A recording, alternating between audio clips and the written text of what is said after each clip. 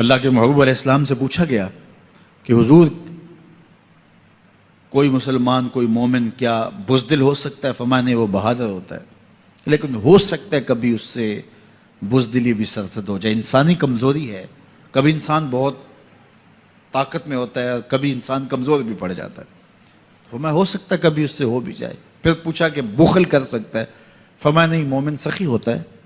لیکن ہو سکتا ہے کبھی اس سے بخل بھی ہو جائے، کبھی کبھی دولت اسے اچھی بھی لگنے لگ جاتی ہے، جس طرح فرمایا گیا کہ اولاد مبخلتن مجبنتن، یہ جو اولاد ہوتی ہے یہ بندے کو بخیل بھی بنا دیتی ہے اور بزدل بھی بنا دیتی ہے۔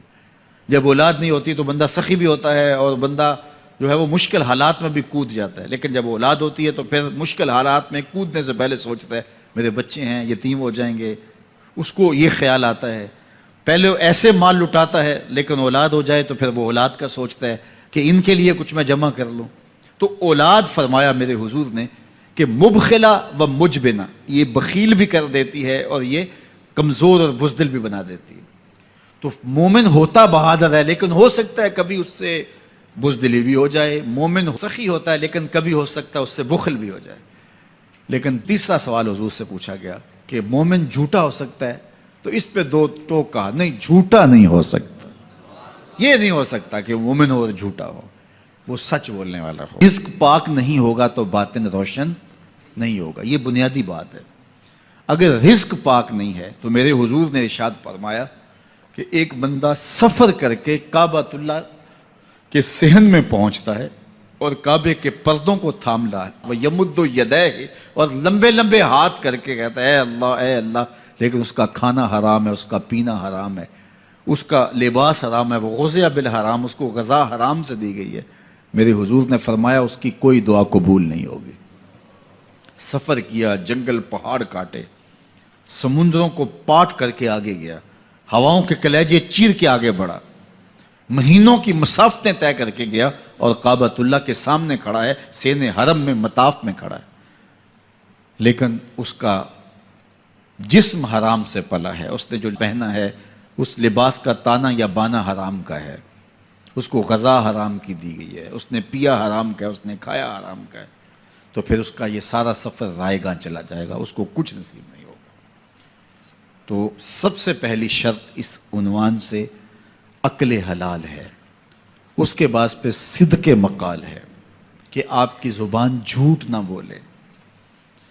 جب کوئی شخص جھوٹ بولتا ہے روحانیات تو دور کی بات ہے، اللہ کے فرشتے اس سے 1 میل دور ہٹ جاتے ہیں۔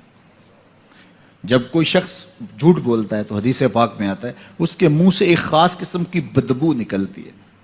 اس بدبو کو ہم نہیں سونگھ پاتے لیکن فرشتے سونگھ لیتے ہیں، چونکہ فرشتے انتہائی حساس مخلوق ہے، اور وہ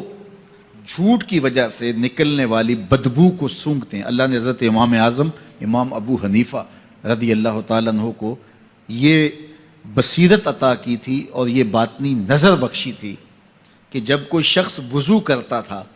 تو اس کے وضو کے پانی سے پہچان لیتے تھے کہ یہ